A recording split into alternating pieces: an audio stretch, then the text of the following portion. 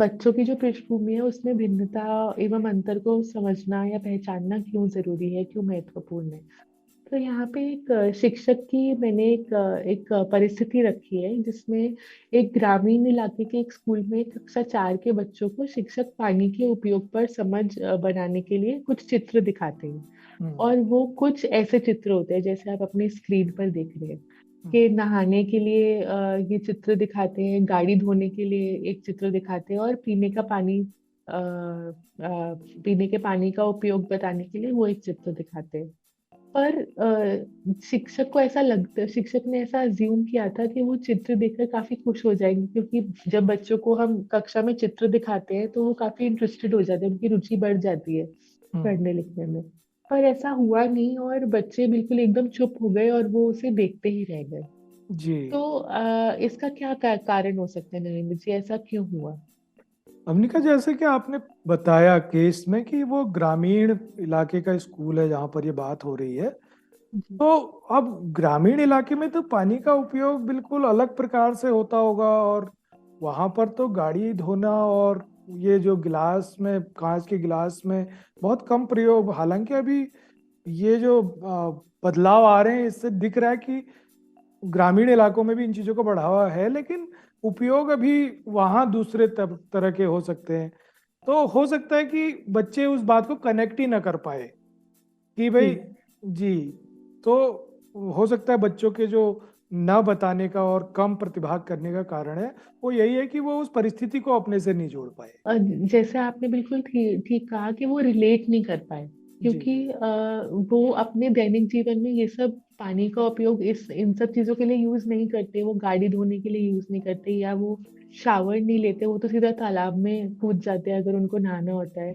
तो इसी वजह से ये बहुत जरूरी है कि दैनिक जीवन से जो संबंध रखते हो, हमारी जो जो बच्चों की जो जो बैकग्राउंड है, वो जिस पृष्ठभूमि से आ रहे हैं, उससे रिलेटेड ही हम गतिविधियां कक्षा में कराएं।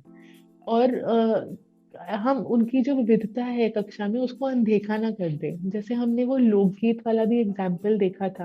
हम्म। अगर वो शिक्षक चाहती तो वो सीधा सीधा हिंदी अनुवाद सिखाने के लिए बच्चों को कुछ वाक्य दे सकती थी और जी। बोलती कि इसका हिंदी में अनुवाद करो। पर वो बच्चों के ही जो लोकल जो लैंग्वेजेस हैं उन्हीं को वो कक्षा में लेकर आई, क्योंकि वो उसके उनके मतलब से परिचित थे। जी। लोकगीत तो गाँव में बहुत ज्यादा गाए जाते हैं, वो हम्म। उससे परिचित थे, तो उनको ज्यादा मजा आया उस एक्टिविटी को करने में और हिंदी अनुवाद करने में। तो हमें बच्चों की विविधता को अनदेखा नहीं करना चाहिए, और बिल्कुल उनकी जो जो उनकी बैकग्राउंड है उससे रिलेटेड ही गतिविधियां हमें कक्षा में लेकर आनी चाहिए। तो शायद शिक्षक ऐसे कुछ अगर चित्र उपयोग करते हैं अपनी कक्षा में, जो मैंने परिस्थिति सभी के सामने रखी थी, तो शायद बच्चे बेहतर तरीके से रिलेट कर पाते। जी। तो अगर हम विविधता को पहचानने का जो महत्व है उसके ऊपर समझ बनाए, तो जैसे मैंने बताया कि बच्चों को सुरक्षित और स्वतंत्र महसूस कराना, जैसे वो लोकगीत वाला भी एग्जाम्पल मैं बार बार बोल रही हूँ कि बच्चे स्वतंत्र रूप से उसमें हिंदी अनुवाद कर पाए, क्योंकि उनको उन गीतों का मतलब पता था और वो उसको फटाफट हिंदी में ट्रांसलेट कर पाए।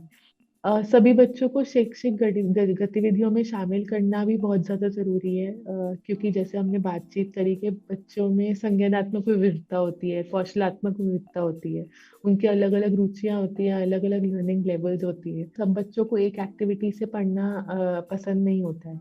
तो हम ये कोशिश करें कि हम एक विषय वस्तु को अलग अलग तरीकों से पढ़ाएं।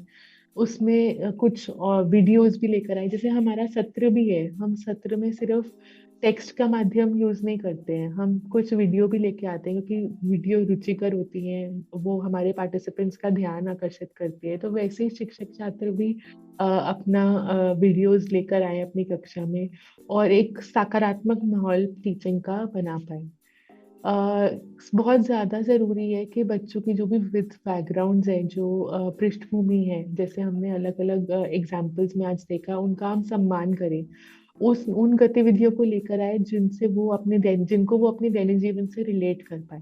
जी। अगर वो बिल्कुल रिलेशनशिप ही नहीं रख पाएंगे तो वो बिल्कुल कट ऑफ हो जाएंगे अपने पढ़ाई से, और उनकी रुचि ही नहीं बनेगी उस विषय वस्तु में, क्योंकि वो उनके पूर्व ज्ञान में कहीं पर भी या पूर्व अनुभव में कहीं पर भी नहीं होगा। जी।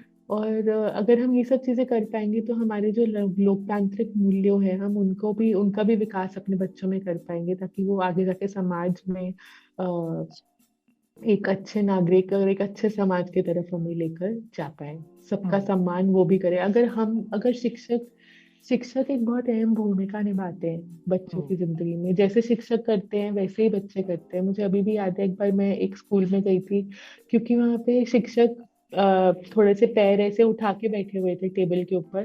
तो सारे बच्चे टेबल के ऊपर पैर उठा के बैठे हुए थे। बच्चे हम्म। हमें हमें ही इमिटेट करते हैं, जी। बड़ों को ही कॉपी करते हैं।